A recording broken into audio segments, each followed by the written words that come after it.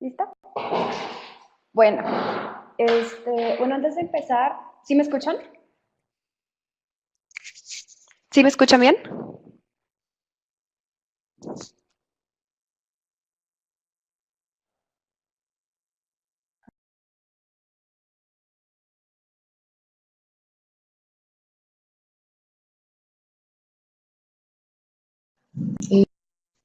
Hola, este, ya se va a conectar. Hola, ¿sí me escuchan?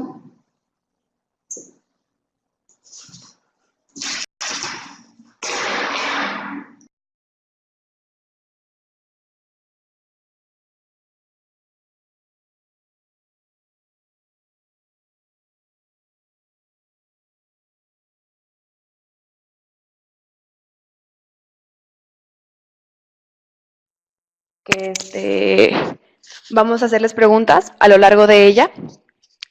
Las preguntas sencillas, o si él nos permitió. ¿Mm? ¿Empiezo desde nuevo? ¿Me escuchan? Ya me escuchan. Ok, gracias. Ok, bueno, como decía hace ratito, esta conferencia, mi compañera Gaby y yo decidimos hacerles una serie de preguntas, o si él nos permitió dar décimas por esas preguntas. Entonces, bueno, la dinámica va a ser la siguiente. La segunda, las preguntas muy sencillas van a tener un valor de 1 décima cada 2 preguntas. Las preguntas sencillas se responden directamente en el chat. La décima va a la persona que responda primero en el chat. Y las preguntas que son un poco más complejas, para esta se va a abrir el micrófono.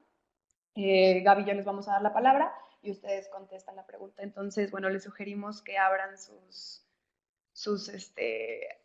archivos de Ana Freud que tengan para que chequen si lo necesitan. Les pedimos, por favor, que, bueno, antes, o sea, si quieren responder una pregunta, levanten la mano para que les demos la palabra. Y también, si ya tienen su décima, dejen que alguno de los otros compañeros participen e intenten ganarse la décima. Las preguntas van a ser muy fáciles de identificar porque están marcadas con un color rojo y porque tienen como un signo especial. Entonces, bueno, empezamos con la presentación. Ok, vamos a dar inicio. Ok. Bueno, primero vamos a empezar hablando un poco acerca de la vida de Ana Freud, su nacimiento. ¿Mande?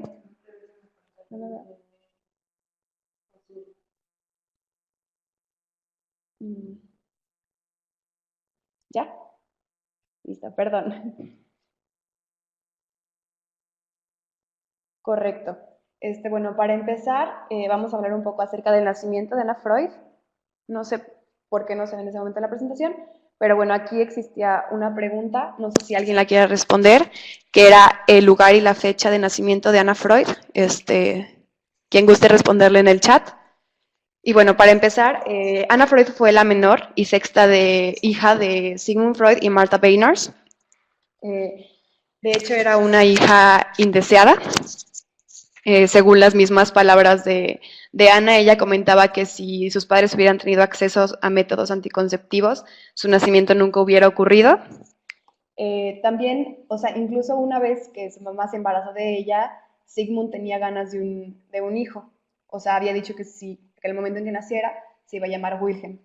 Pero bueno, resultó siendo niña, Ana Freud, la última hija. Correcto. Ahí Estefi ya contestó en el chat. Esa va a seguir siendo la dinámica. Su infancia.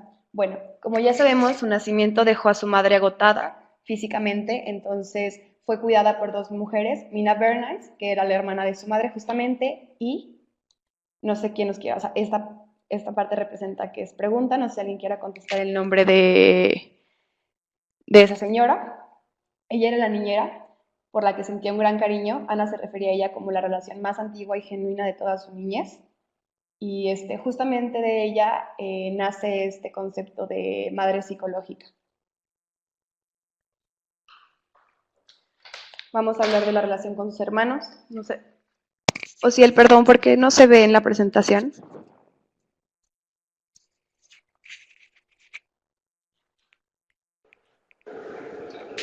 Seguramente, y no me había percatado, Ana, tiene que ver con el formato eh, de PowerPoint. Al convertirlo para subirlo, hay algunos recursos que no se visualizan y veo que no se visualiza la pregunta primera y esta diapositiva. Bueno, continuamos en la diapositiva en ese caso. La relación con sus hermanos en general era buena, simplemente aquí la que es muy importante es la relación con su hermana Sophie. Con su hermana Sophie siempre tuvo como una, una relación un poco complicada, era una relación de amor-odio, justamente porque, bueno, sabemos que Ana era la favorita de su padre, Sophie era la favorita de su madre. Sophie siempre fue considerada como la hermana bonita. Ana siempre fue considerada como la hermana intelectual, entonces tenían como muchos conflictos, o sea, tantos que incluso el mismo Sigmund recomendó a Ana que no asistiera a la boda de Sofía. Y ya. La relación con sus padres. Bueno, aquí es una parte para dos preguntas. Se va a abrir micrófono. No sé quién nos quiera comentar. Una persona que nos comente la relación de Ana con Sigmund y otra persona que nos comente más o menos cómo era la relación de Ana con Freud. O sea, la relación de Ana con Marta y la relación de Ana con Sigmund. Levanten la mano para que Gaby les pueda habilitar el micrófono, por favor. Voy a abrirlo.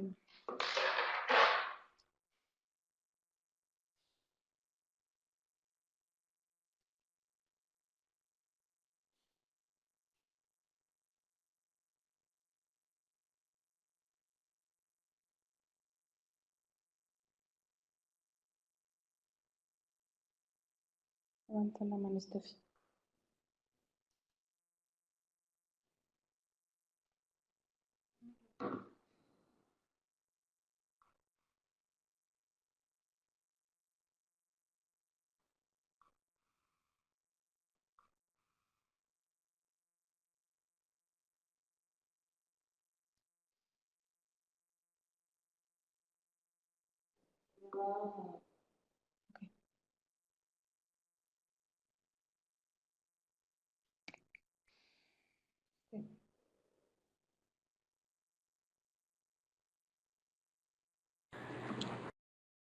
Con su mamá era súper distante y pues con Freud era pues súper cercana, o sea, tan solo por el análisis que se hizo 6 años con él, o sea, aunque fuera su padre, pues, o sea, fue como su analista y su padre y todo, porque pues también cuando lo cuidaba mucho, eran como dependientes los dos, codependientes, y ya no sé si con eso.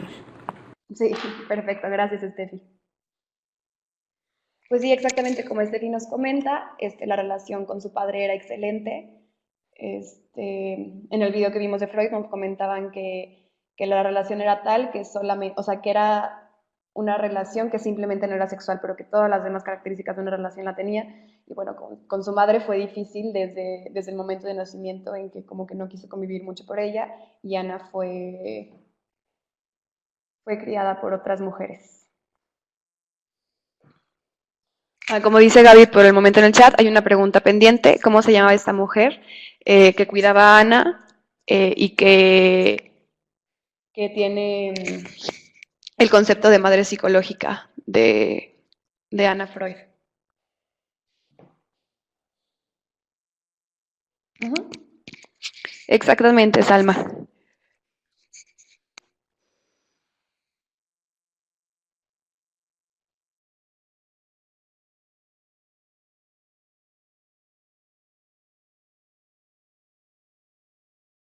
Hermanos, ya comentamos la relación con Sophie. Con Matilde era la que quería por su madurez y carácter protector. Oliver,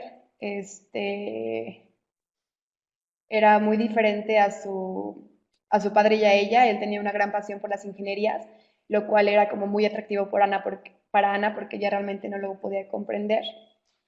Ernest era el hermano que ella consideraba más cercano y por último por Martin sentía una gran simpatía.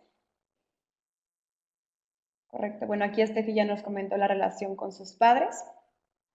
Ahora, bueno, hablamos un poco de sus estudios. Como ya habíamos dicho, Ana siempre fue la hija intelectual de Sigmund Freud.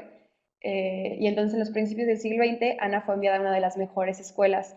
Pero la verdad es que esta experiencia no fue tan grata para ella, ya que existía como mucha discriminación racial, como ya sabemos, ellos eran judíos, entonces la trataban muy mal en la escuela y sus maestros no hacían nada al respecto. Entonces, justamente esta experiencia le sirvió a ella en un futuro como psicoanalista para mostrar los comportamientos que deben de evitar los educadores. Luego, posteriormente, en 1914, Ana se inscribió en un curso de formación para profesores. Sus profesores estaban encantados con ella, estaban súper fascinados porque tenía un talento natural para la educación. Al terminar el curso, luego se le ofreció un puesto en el centro de secretaría de dirección, estuvo trabajando en la escuela mucho tiempo, pero bueno, es importante recordar que por esos años empezó la guerra, entonces la situación era terrible para todos, o sea, para la familia Freud fue un cambio muy drástico y esto hizo que Ana se viera obligada a tomar dos turnos, uno en la mañana y uno en la noche, lo cual lo dejó realmente muy agotada y enferma. Este, bueno, hablamos de sus intereses románticos. La guerra estalló, la Primera Guerra Mundial estalló mientras Ana se encontraba fuera de su casa en un viaje. Entonces, ella se encontraba en territorio enemigo, lo cual era muy peligroso. Entonces, hizo todo lo posible para regresar a su casa. Y en uno de esos viajes, en el que intentaba regresar a su casa, conoció a este muchacho llamado Ernest Jones. Es como el interés romántico más conocido de Ana Freud. Pero Freud le exigió a Jones que se distanciara de ella, ya que consideraba que era demasiado para su hija. Dos datos curiosos de Ernest Jones es uno, que fue el biógrafo oficial de Sigmund Freud, y el segundo es que no sé si recuerdan que cuando vimos a Melanie Klein, Ernest Jones es la persona que contrató a Melanie para que fuera a trabajar con sus hijos. Entonces ahí hay como un drama porque, pues como ya sabemos, Melanie y Anna se odiaban. Y después Ernest estuvo como muy de acuerdo con algunas ideas de Melanie Klein posteriormente. Y ya, es el chisme de Ernest y de Anna y Melanie. Bueno, como ya mencionó Steffi, Sigmund psicoanalizó a Ana. En el año de 1918 comenzaron a hacer esto. Las sesiones eran semanales, a las 10 de la noche se realizaban y fueron durante 4 años. Esta relación hizo estas terapias hicieron que la relación de Ana con Freud se hiciera mucho más grande y hizo que Ana tuviera esta fantasía de que había nacido de la mente de su padre, como la diosa Atenea había nacido de Zeus. Okay. A ver, aquí va una pregunta, como pueden notar, si la gustan responder en el chat. El vínculo se volvió tan fuerte que Freud la llamaba, y eso lo hacía comparándola con la heroína de la tragedia griega que acompañaba a Edipo viejo y ciego en sus peregrinaciones. Y bueno, el análisis en el que se sometió esta Ana Freud no era un análisis nada más como por problemas o situaciones que ella quisiera platicarle a su padre, sino porque realmente tenía un genuino interés en esta parte del psicoanálisis.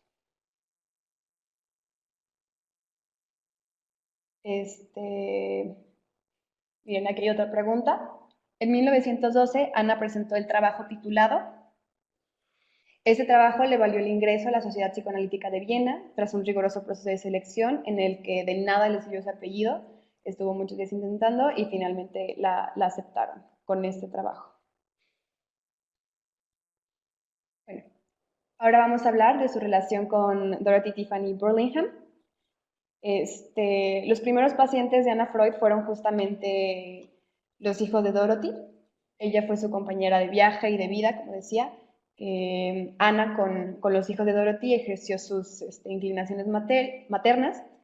Y bueno, hay mucha gente que consideraba que eran una pareja homosexual, pero Ana siempre negó estos rumores y le disgustaban muchísimo, ¿no? Que la señalaran como lesbiana. Ok. Primera obra de Ana Freud. En 1936 publicó su primera obra titulada. Fue un regalo de cumpleaños para su padre cuando cumplió 80 años y a su padre le gustó tanto que cuando lo leyó por primera vez aceptó como la emancipación intelectual de su hija. O sea, le dijo así como, no, ya tú ya puedes por ti sola. Y bueno, después vino la Segunda Guerra Mundial. Como ya mencioné, ellos eran judíos, entonces la situación se tornó realmente insoportable para la familia Freud. Se convirtieron en un objeto de acoso constante. Incluso Ana llegó a estar retenida durante un día en los cuarteles de la Gestapo. La Gestapo es la policía nazi. Entonces, bueno, justamente cuando fue encerrada con la Gestapo, Freud dijo, o sea, como adoraba tanto a Ana, Freud dijo así, no, ¿sabe qué? O sea, sí, la mejor opción definitivamente es irnos de aquí. Entonces, bueno, a partir de esa trágica situación, Freud y Ana salen de su casa y llegan a Inglaterra. Y bueno, en junio de 1938, Ana y su padre finalmente abandonaron Austria. Posteriormente, Ana se enteró que en Auschwitz habían fallecido las hermanas de su padre y cuando se enteró de esa trágica noticia, ella juró que jamás regresaría a Austria. Bueno, actividades de Ana a favor de la infancia. A partir del año de 1914, Ana creó varios centros dedicados a atender a niños afectados por las tragedias de la guerra. No sé si recuerdan que hicimos un trabajo con respecto a eso. Esos trabajos le inspiraron a escribir obras como Niños en tiempos de guerra, Niños sin familia, La guerra y los niños, Normalidad y patología del niño. Y justamente este último libro eh, fue inspirado en un trabajo que hizo en la casa de hámster y nos habla acerca del sentido que puede llegar a tener la pérdida de un objeto para un niño, o sea, sean sus padres o sea un peluche, o sea, cómo eso afecta en la vida diaria del niño. Las actividades de Ana a favor de la infancia. Bueno, aquí se va a abrir el micrófono. Por favor, levanten la mano. No sé si hay alguien que nos quiera comentar acerca de la opinión que hizo en el foro de Ana Freud y su trabajo con los niños en la posguerra.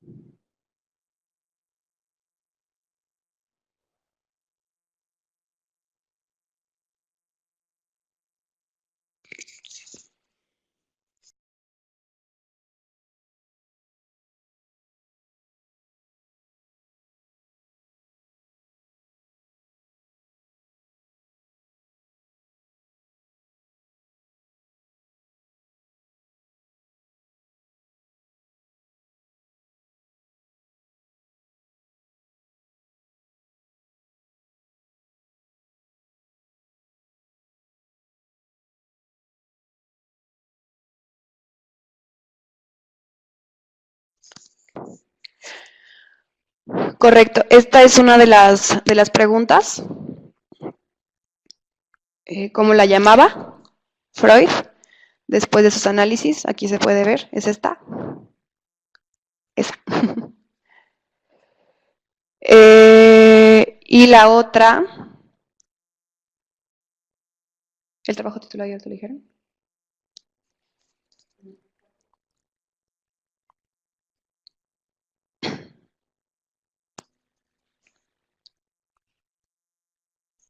La otra pregunta que realizamos es el vínculo se volvió tan fuerte. Ah, esa ya la contestó Carla, correcto.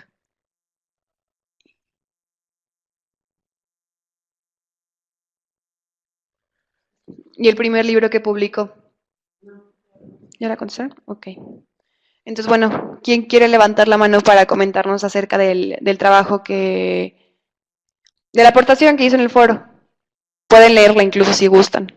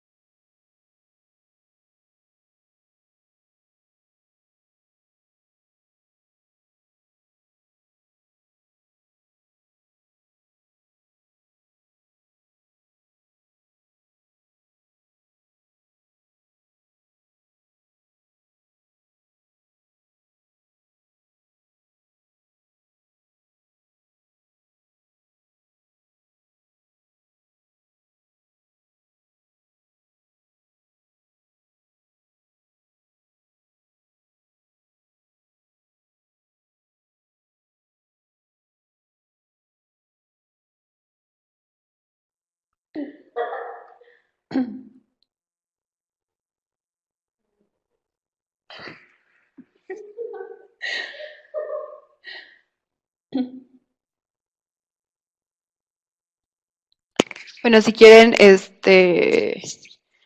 más o menos les recordamos sobre esta. A continuación va a haber más preguntas para poder seguir con la presentación. Pero nada más es recordar más o menos el trabajo que hizo con los niños de Bulldog. Gaby va a comentar más adelante con respecto a eso. Entonces, vamos con la enfermedad de Freud. Bueno, en 1923, Freud fue sometido a su primera operación por el cáncer de boca que tenía. Ah.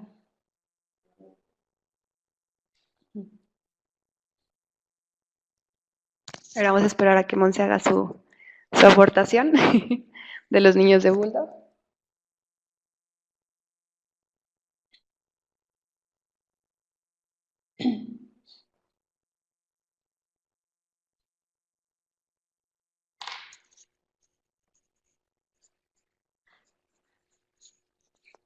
Ok. Bueno, como me dije, Freud se sometió a su primera operación por su cáncer de mandíbula y bueno, hasta la noche del 23 de septiembre de 1939, que fue la noche en que Freud murió, Ana estuvo cuidándolo constantemente, ella mandaba cartas a su nombre, ella daba los avisos de su estado de salud. Esto también creó una fricción con la esposa de Freud, ya que ella consideraba que era la responsabilidad de la esposa cuidar a su esposo y Ana lo hacía en lugar de él, ¿no?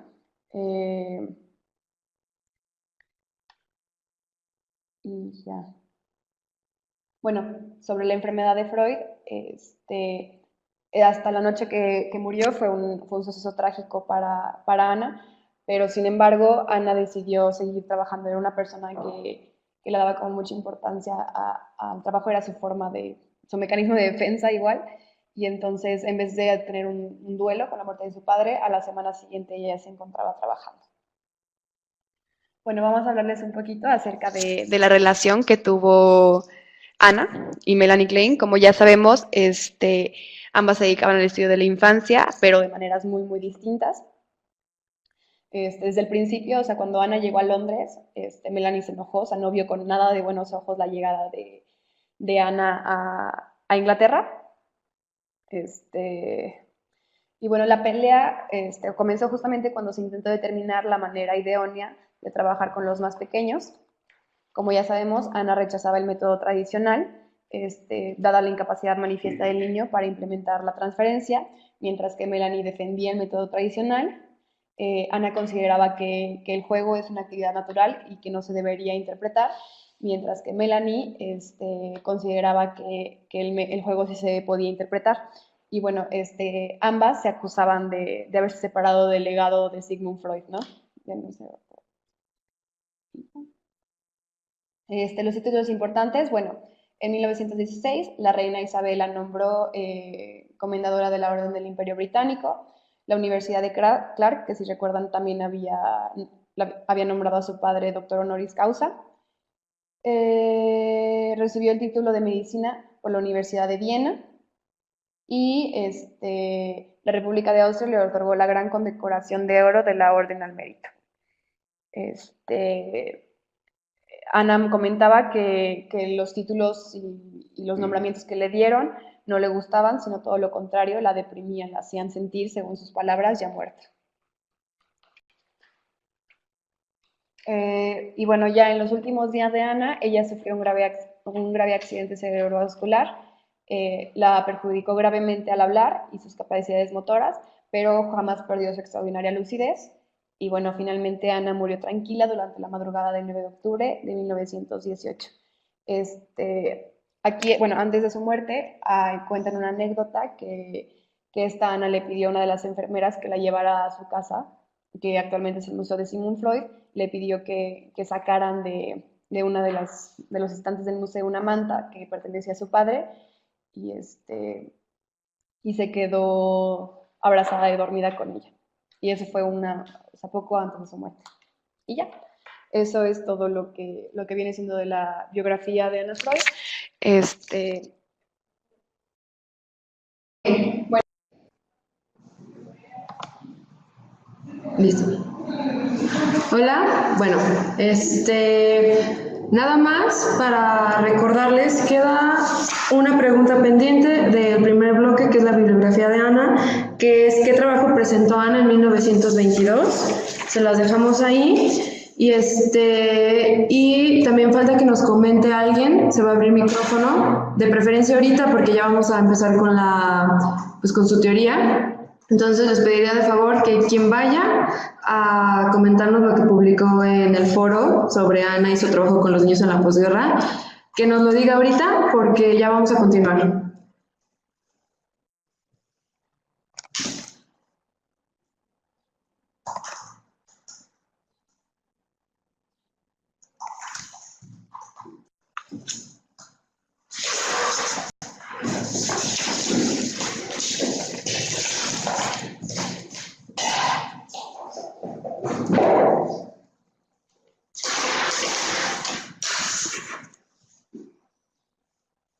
Bueno, y no quiero espantarlos, pero pues ya, o sea, él dijo que tienen que, pues, participar todos y todavía quedan preguntas, pero pues para que se vayan completando, pues nos gustaría que me comentara alguien.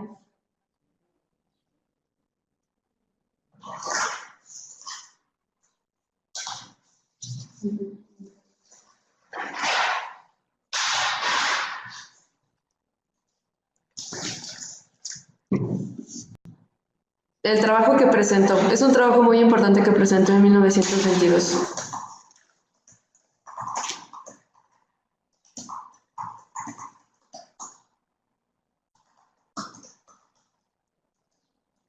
Bueno, para no atrasar más la presentación, vamos a continuar. Ahora, Ana se quiso enfocar en la psicología del yo. Y bueno, vamos a adentrarnos un poquito en todos estos conceptos que va creando. Bueno, va creando.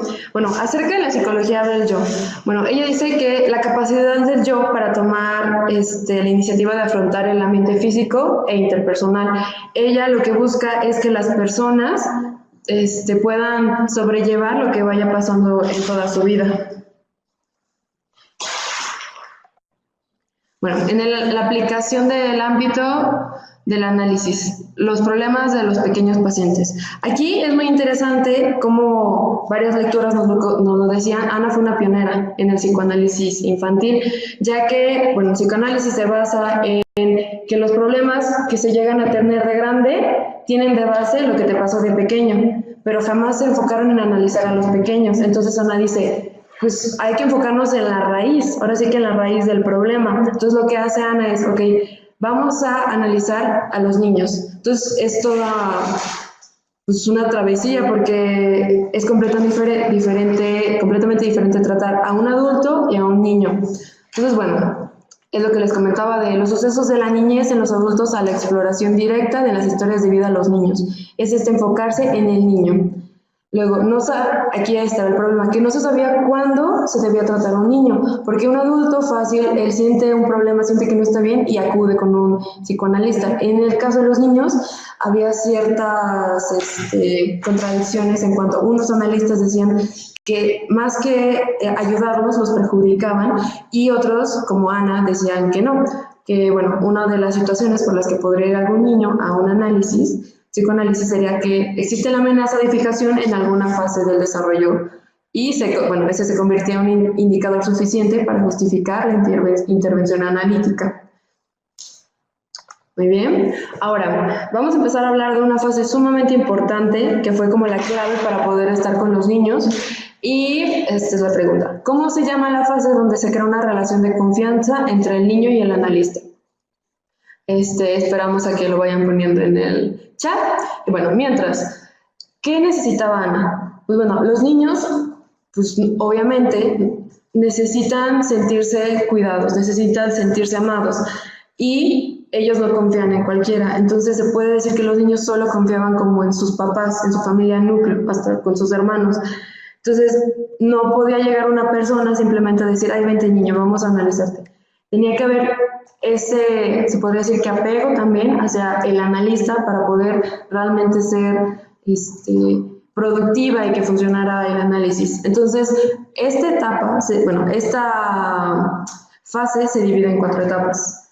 La primera es que el analista tiene que ayudar al niño a obtener de manera gradual un insight, como empezar a identificar qué es lo que pasa con sus propias palabras, adecuándonos siempre al niño. Una segunda etapa, bueno, hay que saber que esta etapa esta fase es súper importante como cuidarla, ya que conlleva muchísima dedicación y paciencia.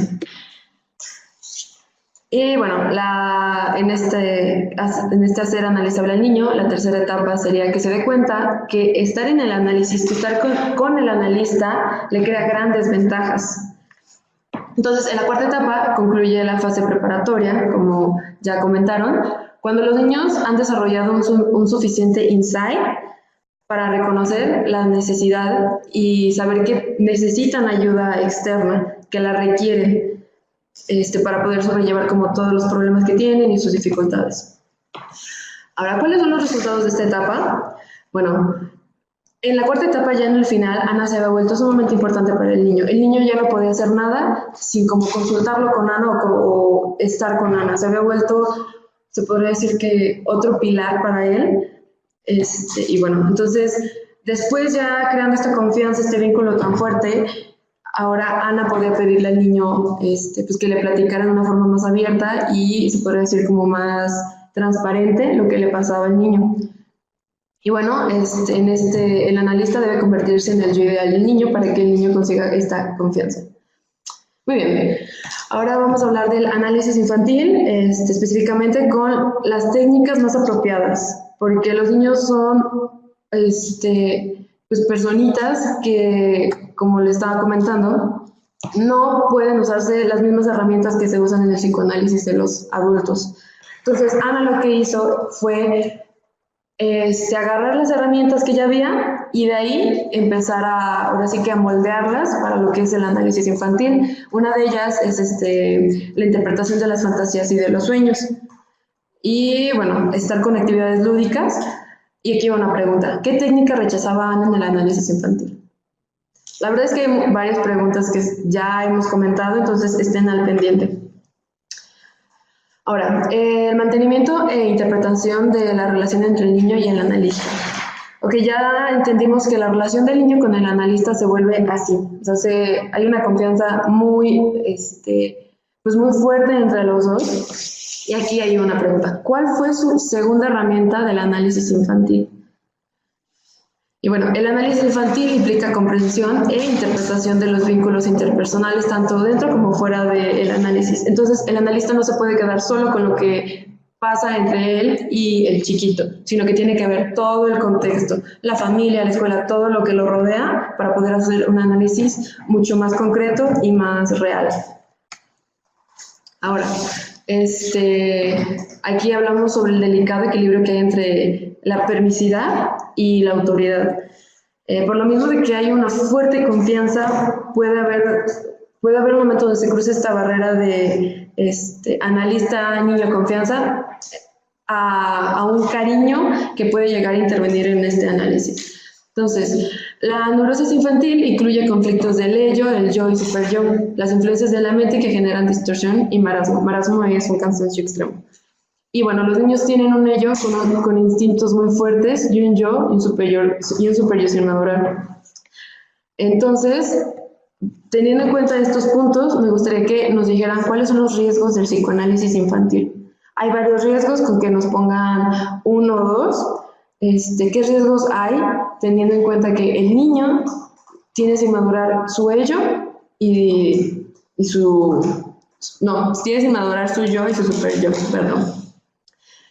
Y bueno, entonces es un tanto peligroso, por decirlo así, este análisis, ya que como no tienen bien maduros su superyo y su yo, el niño, el analista debe traer al consciente lo inconsciente. Entonces, como el niño no tiene la capacidad de poder controlar estos impulsos que van a ir surgiendo, tiene que enseñarle el analista a utilizar estrategias saludables para lidiar con los impulsos que van surgiendo a través del análisis. Y bueno, Aquí les vamos a preguntar, les queremos pedir que nos mencionen las áreas de preocupación más comunes en los niños según el psicoanálisis. Hay ciertas áreas en las que se detiene más el análisis para poder entrar en pues valga la redundancia, en este análisis. Muy bien, entonces Ana y sus colegas crearon un sistema formalizado de diagnóstico para niños que destacaba la secuencia del desarrollo de la formación y malformaciones de la personalidad. Entonces lo estaban haciendo cada vez, se podría decir que lo iban desmenuzando de poco en poco, estaban siendo más específicos, más concretos para poder crear un análisis que se pudiera adecuar a los niños. Y bueno, pasó de los conceptos básicos de neurosis e inadaptación como conflicto intrapsíquico a alteraciones que surgen de dificultades en el proceso de maduración psicológica. Entonces se deja de enfocar como en el problema, en la neurosis, y más en el contexto, en cómo se va desarrollando el niño. Ahora, este es como... Bueno, la valoración metapsicológica es una herramienta muy importante en el psicoanálisis infantil, ya que es la forma en que los psicoanalistas organizan toda la información obtenida sobre el paciente durante la evaluación diagnóstica. Entonces, integra un conjunto de funcionamientos, son 5, y los primeros 2 son el dinámico y el genético. El dinámico es la competencia entre energías de las pulsiones, mientras el yo trata de proporcionar satisfacción al ello. Entonces es estos impulsos, y es el querer como voy a controlar los impulsos, pero voy a tratar de satisfacerlos en la medida que les sea posible al yo. Y está el genético, que son las experiencias del desarrollo en el curso de la historia de vida, que convergen para producir un síntoma o defensa. Más adelante veremos un poquito más sobre las defensas. Y los siguientes 3 que faltan, el económico, es el grado de intensidad de la pulsión, qué tan fuerte es, y los cambios que hay en la cantidad de energía hacia las pulsiones y durante cuánto tiempo son. El estructural son las interacciones entre las estructuras de la mente, mientras el yo y el ello, el ello y el super yo realizan sus tareas. Entonces es como día a día, conforme van pasando situaciones, cómo entre los 3 se van conjuntando, se van fusionando para ir avanzando. Y por último está el adaptativo, que es la capacidad del yo para permitir que la persona resuelva conflictos internos y se adapte de manera sana a la realidad externa. Aquí ya veremos que va un poquito de la mano con lo que son los mecanismos de defensa. Y terminamos la valoración metapsicológica para adentrarnos a la importancia de estos 5 ámbitos, por decirlo así. Se crea un perfil. Entonces, ¿cuál es la importancia de este perfil? Que es estandarizado, que requiere integrar las observaciones y datos complementarios de la historia de vida en un cuadro del funcionamiento general y el estado del desarrollo de la personalidad del niño. O sea, estamos hablando de todo lo que es el niño, fijarnos en la vida del niño, es conjuntarlo todo, pero de una manera específica y que pueda ser como en bloques, o sea, que no esté desordenado, sino como un bloque para esto, un bloque para el otro y así. Y exige un uso complejo de la teoría psicoanalítica de las pulsiones y la teoría del yo para descubrir significados metapsicológicos. Vamos a hablar ahora de los límites inexorables del análisis infantil. Y este es el cuarto producto teórico que Ana descubrió, que fue que es posible que se pueda llevar demasiado lejos la expresión terapéutica. Muchas veces, yendo de la mano de que los niños no tienen bien desarrollado su super yo y su yo, puede llegar a haber cosas que no se pueden controlar, que el niño es demasiado para el niño, entonces puede llegar a hacer puede llegar a hacerle daño. Y el análisis infantil no impide el sufrimiento, todo el sufrimiento psicológico. Voy a adentrarme un poquito más en los niños de Bulldogs Bank. Y dentro de estos niños, Ana descubrió su quinto producto teórico, que es reconocer que los niños dependen y reciben mayor influencia de su realidad externa actual. es el ver cómo afecta el exterior al niño. Es un poquito ya con lo que hemos visto. Y bueno, la importancia del ambiente externo de los niños y sus habilidades para afrontar las amenazas graves, quedó estampado en el trabajo de Ana después de la Segunda Guerra Mundial. ¿Por qué? Porque estos niños Bulldog, del Bulldog Bank, eran 6 chiquitos que pues estuvieron en campos de concentración, sus papás murieron en la cámara de gas y fueron de casa en casa, estuvieron sus primeros años de vida bastante ajetreados, o sea que estaban en un lugar, luego estaban en el otro y no tenían una constante, no tenían una persona que los apoyara y que les diera este amor y este apoyo que necesitan. Entonces lo que hacen fue muy interesante, que pues bueno, entre ellos se cuidaban, o sea, al llegar a Bulldogs Bank, o sea, era impresionante la forma en que se cuidaban entre ellos y se respetaban entre ellos y las necesidades que alguno tuviera las cubrían entre todos. Y parecían casi como uno mismo, porque eran su constante. Dentro de tanta agresión, tanta violencia, de un contexto tan hostil para ellos, el saber que estaban ellos 6 para apoyarse fue lo que los ayudó a soportar tanto dolor que sufrieron. Entonces en la lectura comentaban de John, que era el más grande, que era de 10 años, que en el momento que él no quería comerse un plato de verduras, que los demás niños en automático lo dejaban. Y era como su círculo, ellos estaban ahí y solo ellos. Ya después con el tiempo fueron ahora sí que soltándose un poquito más y pudieron empezar a estar más con los adultos.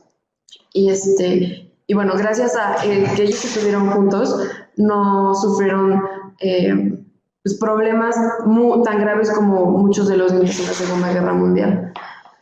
Y de aquí vienen algunas preguntas. ¿En qué momento Ana confirma la hipótesis del psicoanálisis? ¿En qué momento histórico?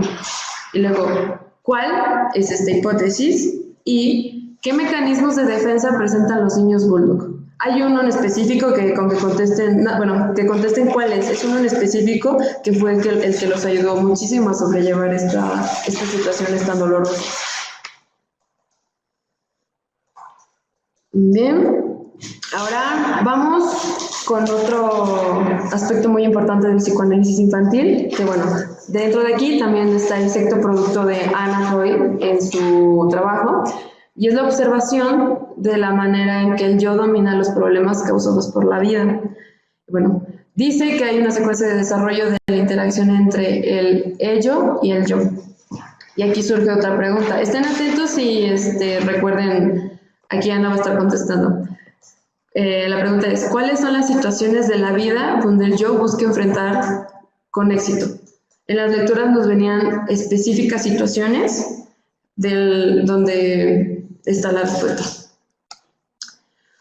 Ahora vamos con las 6 líneas temporales del desarrollo. Bueno, antes les comento, para los que no han contestado, que a continuación va a haber unas preguntas que son un poquito más extensas, entonces que estén al pendiente y se enfoquen como en esto. Pero bueno, seguimos con las primeras 3 líneas, son independencia a la confianza emocional en sí mismo. Y esto tiene que ver con que se ve a la madre ya como una persona aparte, ¿no? Como muchas veces, bueno, como ya sabemos, al nacer el niño no ve a su mamá como alguien más, se ven como uno mismo. Y luego es donde sucede la fase fálica edípica. La fase de latencia disminuye, la fase de latencia y disminuye la urgencia de pulsión. Entonces se va creando como cierta individuación, por así decirlo, del niño, se va siendo consciente de que hay más.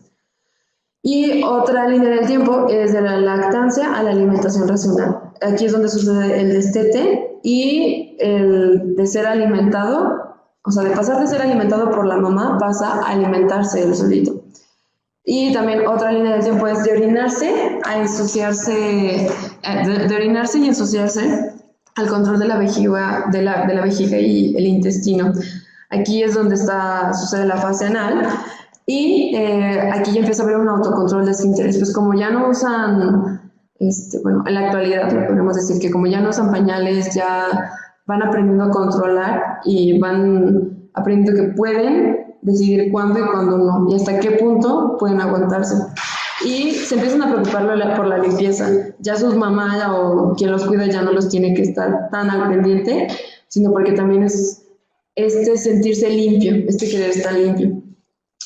Y aquí viene la pregunta que es un poquito más extensa, que les voy a pedir que me mencionen 3 características de cada una de las siguientes líneas de desarrollo, que son las que faltan.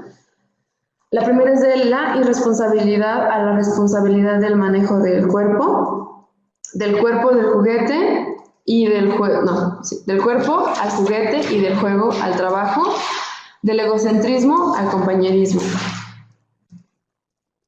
Igual, lo que podemos hacer, si es que se les hace un poco extenso escribirlo, que alguien levante la mano, para hablar en micrófono, y que describa alguna de estas 3.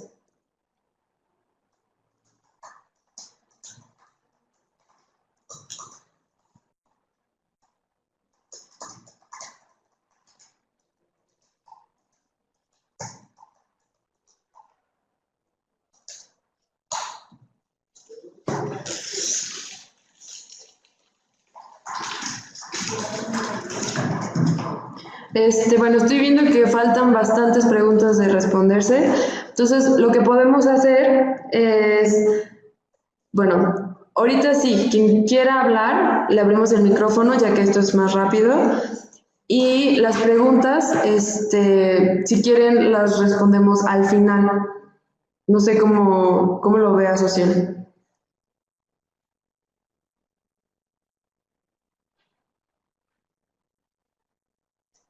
Ok, entonces que sigan respondiendo. ¿Cómo? O sea que al final, ¿no? No sé. Es decir, todos pueden seguir respondiendo. Es que me están preguntando que si ya completaron las participaciones de no participan. Entonces pueden seguir respondiendo, pueden seguir participando en la actividad y ustedes determinen si preguntan y dan un espacio ahorita o al final, como ustedes lo deciden. Nada más la indicación es que sí pueden seguir participando todos. Ok, gracias, Ociel. Entonces, ¿que respondan al final? O sea, que sigan respondiendo y los que respondan lo respondemos nosotros. Sí. Entonces, vuelvo a preguntar. ¿Quién quiere que le abramos el micrófono para que nos pueda contestar alguna de estas características?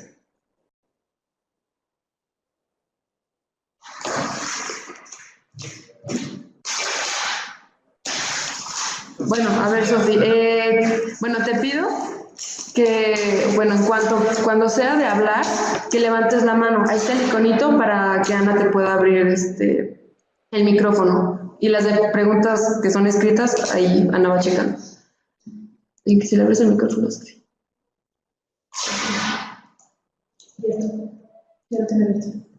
A ver, Sofi, decías del egocentrismo al compañerismo. A ver, platícanos.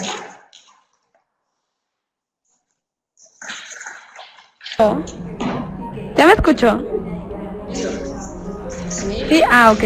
Desde el egocentrismo al compañerismo es el desarrollo de las relaciones personales y es toda la perspectiva egoísta hacia el mundo objetal y pues también se puede aplicar con los niños como, cuando juegan con juguetes y todo eso, que tienen la capacidad de compartir y así, y manipular. ¿Sí?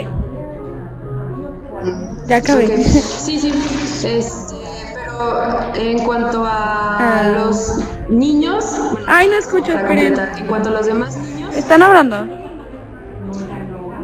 Sí. No escucho nada. Bueno, ya voy a desconectar mi micrófono.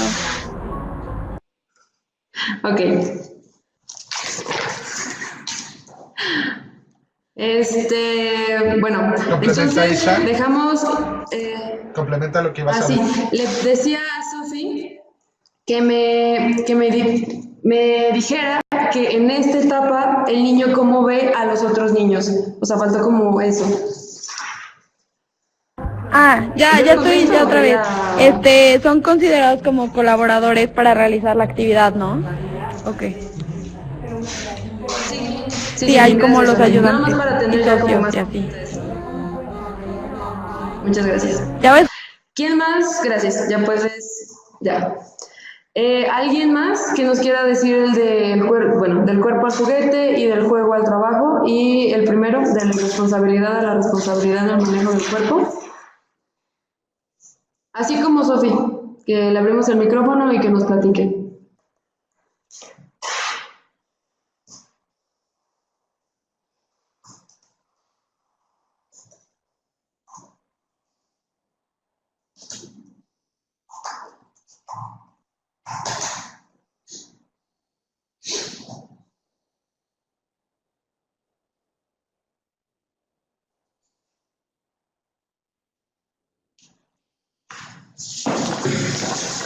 Sofi, ¿vas a contestar otra línea del tiempo? Bueno, otra línea del desarrollo.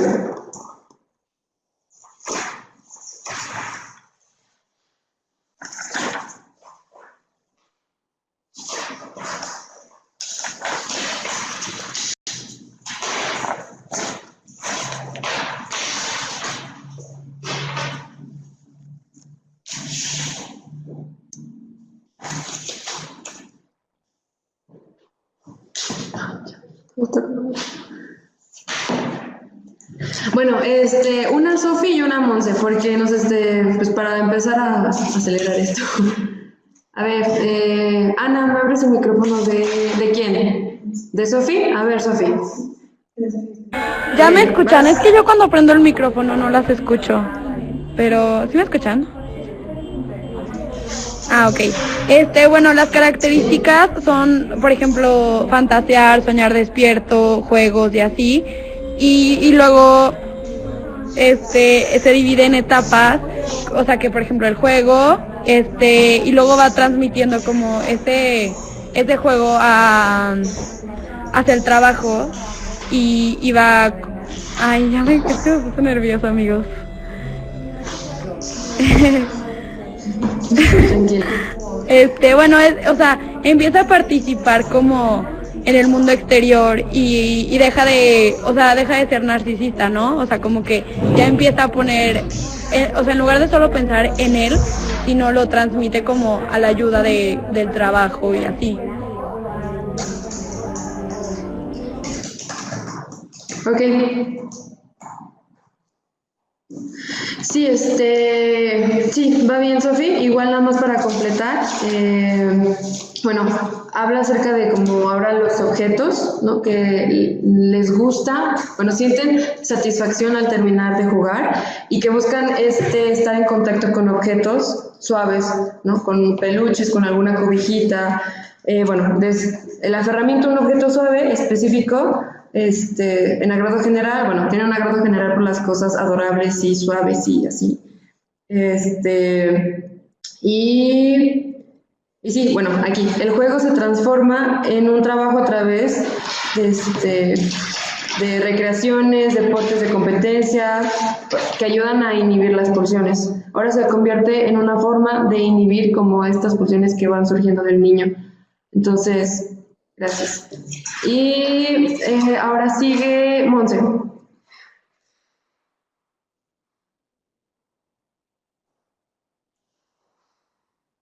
Dame su micrófono. Ah, ya. Gracias. 3, 4, 5, 6, 7.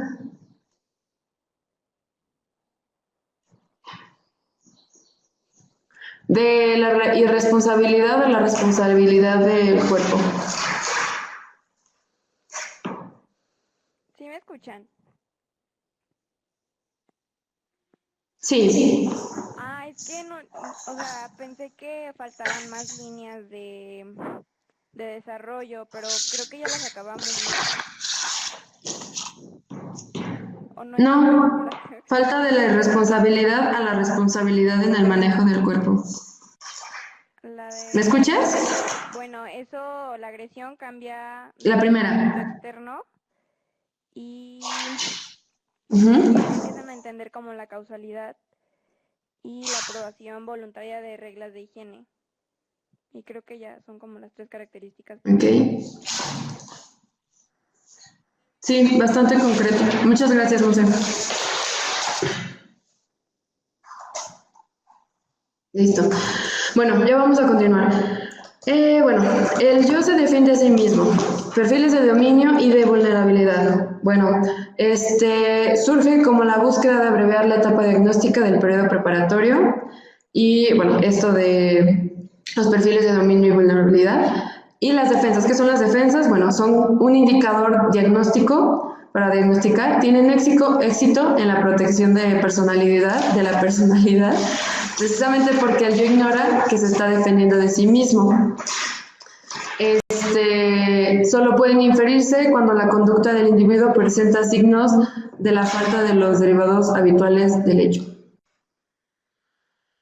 Bueno, el yo se defiende a sí mismo, seguimos con esto. La defensa se considera el medio indispensable para comprender la historia personal del desarrollo pulsional del niño, ya que no se podría hacer asociación libre. Hay que ver de la mano con que no todas las herramientas del psicoanálisis en el adulto pueden aplicar a los niños. Entonces, estas defensas que se van identificando, ya que Ana propone 10 y son las que se han estado usando, son una forma de entender cómo se va protegiendo el niño. ¿Cómo se dice? Pues sí, vaya, es otra herramienta para poder hacer un análisis más completo. Y bueno, aquí siguiente menciona al menos 2 motivos por los cuales se presentan las defensas. En estas situaciones de la vida que van presentando los niños, ¿cuáles son donde los niños presentan este tipo de defensas? Y bueno, ya hemos visto bastante cuáles son, entonces nada más vamos a hacer aquí una breve descripción de 5, ya que las otras 5 vamos a presentarlas en el análisis. Entonces, tenemos la represión, la regresión, la formación reactiva, el aislamiento, la anulación, la proyección y la introyección. Entonces, la represión, como ya hemos visto, es cuando una situación es tan impactante, te puede llegar a afectar tanto que tú yo dices, esto tú no lo puedes manejar, esto vamos a reprimirlo, o sea, ¿qué significa? Vamos a hacer que desaparezca, que se vaya como a otro lado, y va a haber veces donde ni siquiera se va a acordar el niño que pasó. Bueno, en la mayoría de los ejemplos de usan lo que son las violaciones. Es un momento tan fuerte, tan lleno de dolor, que el niño no lo puede soportar, entonces no existe, desaparece y se queda en lo más profundo de él. A menos que empiece a ver este análisis, va a empezar a surgir como se va a dar cuenta el analista que está este mecanismo. Y bueno, me voy con aislamiento, que es separar la emoción de un recuerdo doloroso o un impulso amenazante. Es algo que se debe ver como, por ejemplo, si a alguien se le murió algún familiar, una mamá o un papá, en vez de darle la importancia de llorar o de sacarlo como él quiera, es como, pues no pasa nada, ya, es la vida y así es, ¿no? Es como no le doy la importancia, ¿por qué? Porque me duele y no quiero que me duela porque a lo mejor no se puede resistir ese dolor. El siguiente es la anulación, que es la realización de un acto determinado con el fin de anular o reparar el significado de alguno anterior. La proyección, que es atribuirle a otros características que uno no quiere ver o no conoce de uno mismo. Y bueno, esto va un poquito como lo que te choca, te checa, podremos llevarlo por esa línea. Y transformación en lo contrario, que bueno, es independiente del grado estructural psíquico y es tan antiguo como los instintos y es el mecanismo más primitivo del yo y va un poco de la mano también con el vuelta contra sí mismo. Siguiente, ya, para casi acabar, la última palabra de Anna Freud. Bueno, la solución es que fue sacando a Anna, implementando, es ya un pequeño resumen de todo lo que hemos estado hablando. Trató de ampliar los límites del psicoanálisis clásico mediante consideraciones directas del funcionamiento del yo en la realidad social sin abandonar los cimientos de la teoría psicoanalítica de las pulsiones. Entonces, conjunta lo social, el contexto de las personas con el psicoanálisis y las pulsiones. Y bueno, el yo mantiene su asociación con el ello, esto que estoy diciendo, pero también es capaz de realizar sus tareas e instancias del ello. Y también otro punto es la sistematización de las ideas dispersas en el trabajo de su padre. O sea que Freud tenía como varias ideas, pero como ya estaba anciano y ya estaba teniendo problemas, Ana lo que vio que no estaba concreto, no estaba bien determinado, ella empezó a como que darle un poquito más de fondo, más concreto. Y bueno, la modificación clave fue su insistencia en considerar que el desarrollo de la personalidad es más influenciado por el ambiente y puede ser moldeado con facilidad por las relaciones interpersonales. Por esto muchas veces también era criticada que en el psicoanálisis no iba tanto por allá, pero Ana lo que fue es que la mayoría de su trabajo lo basó en lo último de su padre. Entonces se fueron complementando los dos. Y bueno, otra fue su trabajo, su trabajo se aleja de las suposiciones neurológicas implícitas de la creación de Sigmund Freud. Y últimas preguntas. ¿Cuáles fueron los aportes? ¿Cuál fue el aporte de Ana en el psicoanálisis? Recuerden que hemos estado viendo eso en la presentación. Y última, ¿a través de qué se medían las etapas del desarrollo infantil? Y bueno, con esto concluimos la presentación. Igual dejamos un pequeño momento para que vayan respondiendo en el chat. Y estamos al pendiente. Ahorita continuamos con el análisis. No sé si quieras decir algo, Ciel.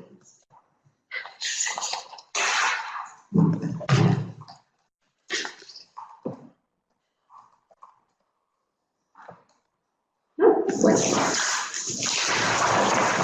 Entonces, perfecto, vamos con el análisis.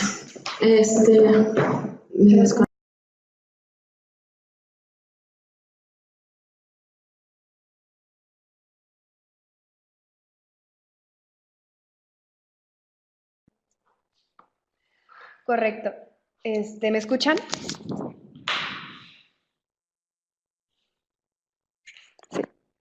Time talking about Regina.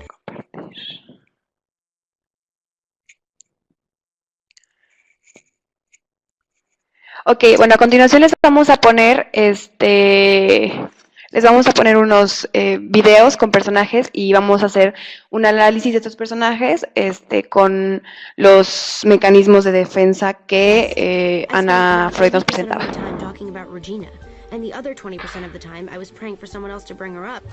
Gomez. You know I couldn't invite you. I had to pretend to be plastic. Buddy, you're not pretending anymore. You're plastic. Cold, shiny, hard plastic. Curfew, 1 a.m. It is now 1:10. Did you have an...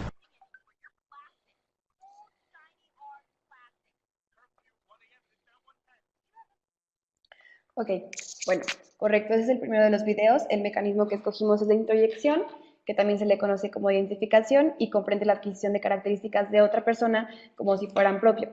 Escogimos a Cady de Chicas Pesadas, no sé si ya han visto la película. Escogimos como cosas que suponemos que la mayoría ya habían visto. Es una chica que viene de África, es como una niña muy dulce, muy linda, muy inocente, y entonces, como un juego, le piden que se haga amiga, ¿no?, de las chicas plásticas, que son las malas de la escuela. Y entonces, bueno, justamente lo que pasa, escogimos estas escenas de la película porque es justamente en la que su amiga inicial le dice que ya no está fingiendo ser una plástica, que ella es una. Entonces, bueno, podemos ver cómo adquirió ciertas características muy parecidas a las de Regina George. Se empezó a hacer mala con la gente, se empezó como a maquillar más, a arreglar de manera distinta. Y bueno, es el primero de los mecanismos de defensa.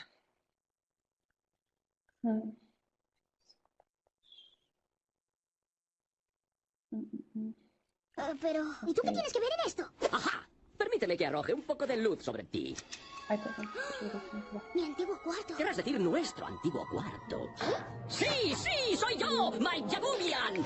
Lo sé, soy asqueroso, pero se me acaba queriendo. ¿Y cómo has acabado así? Es una larga y patética historia sobre un niño con un sueño. El sueño de ganar simplemente un partido. Solo yo. Cornelius Robinson reconstruye el invento. Robinson consigue un nuevo nombre. Industrias Robinson.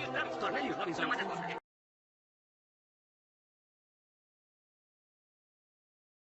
Ok. Muy bien.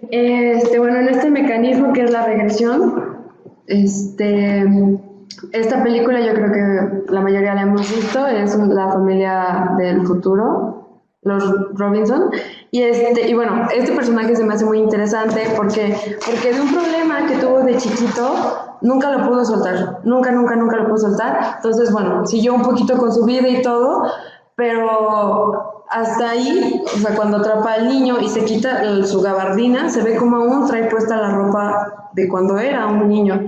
Entonces ahí podemos ver cómo existe una regresión que, bueno, como definición sería regresar a periodos anteriores del desarrollo de comportamientos activos. Entonces, en toda la película vemos que se comporta de una manera infantil, como de la edad en la que le sucedió esta situación tan frustrante para él, que hasta lo dejó sin ser adoptado. Aquí vemos también algo que decía Ana, de que la madre es sumamente importante, o por lo menos también los papás, son sumamente importantes en los niños para su desarrollo. Si una mamá hubiera estado ahí para poderlo apoyar y decirle, no pasa nada, ya se abre otro juego, pues hubiera sido diferente la situación, pero él siendo huérfano y no teniendo apoyo y que después de eso le empezaron a hacer bullying y a maltratarlo, pues una forma de defenderse fue, al momento de crecer, es regresar y decir, ¿por qué? ¿Por qué? Y bueno, vamos a seguir con el mecanismo. Okay.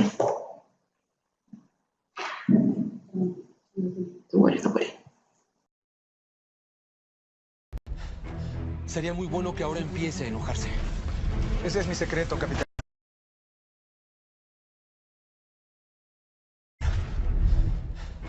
Sería muy bueno que ahora empiece a enojarse. Ese es mi secreto, capitán. Siempre estoy enojado.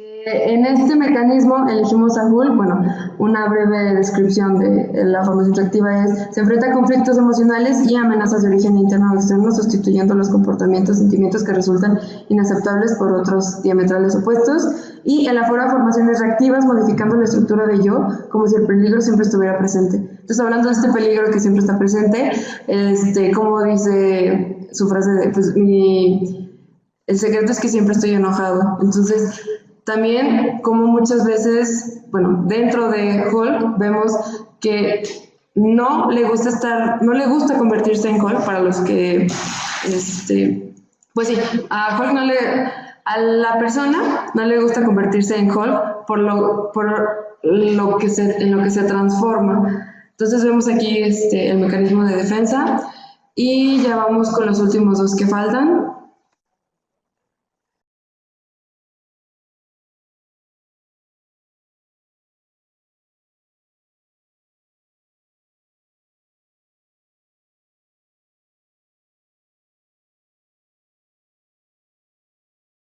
Zest.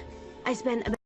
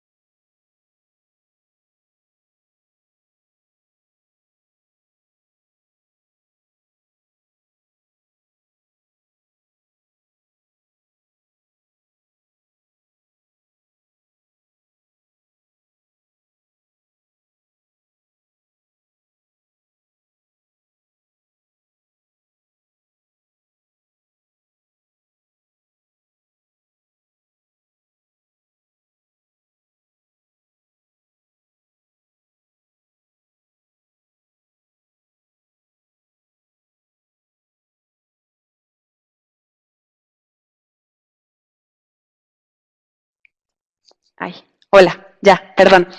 Este mecanismo de defensa es la vuelta contra sí mismo. ¿Sí me escuchan ya? Ya. Bueno, ya dijimos que la agresión contra sí mismo es una forma muy específica de desplazamiento y se establece cuando la persona se vuelve su propio blanco sustitutivo.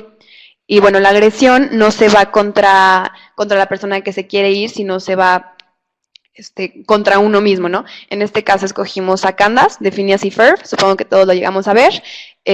Bueno, en el video escogimos como partes en las que ella está sufriendo, o sea, siempre está intentando atrapar a sus hermanos y queriendo como que ellos sean castigados, pero cuando no lo logra, lo que ella hace es castigarse ella misma, o sea, sufriendo, hace gestos, hace caras.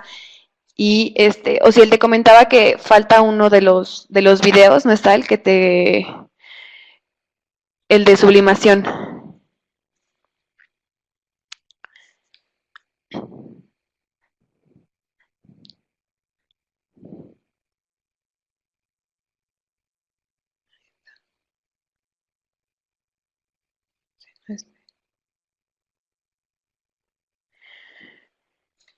O si no sé si pongas el video o nada más lo explicamos. El de... Ah, gracias.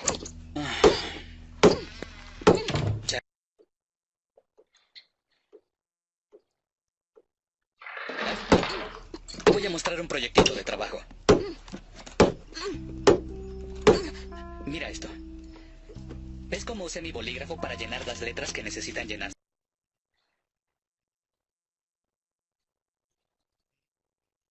¿Sí? Las O's, las A's, las E's, las G's.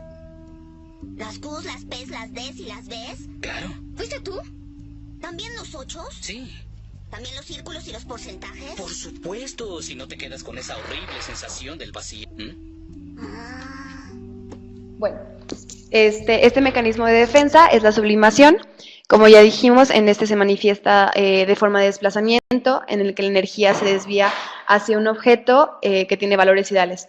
O sea, lo que representa en este caso es un niño, bueno, no sé si llegaron a ver este capítulo de Malcolm el de en medio, pero supuestamente este es un niño como un Gribbon, un niño como muy problemático, que es muy violento, muy agresivo.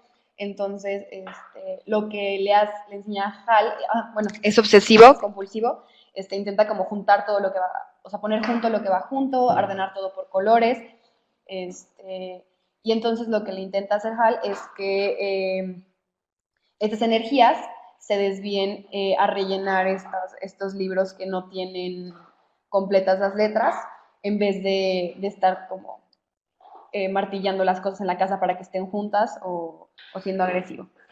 Y ya, esos son todos los mecanismos de defensa que vamos a presentar hoy.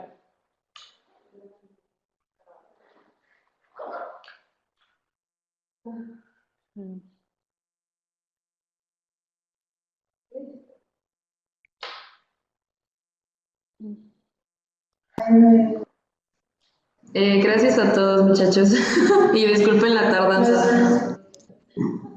No sé, ¿alguna pregunta?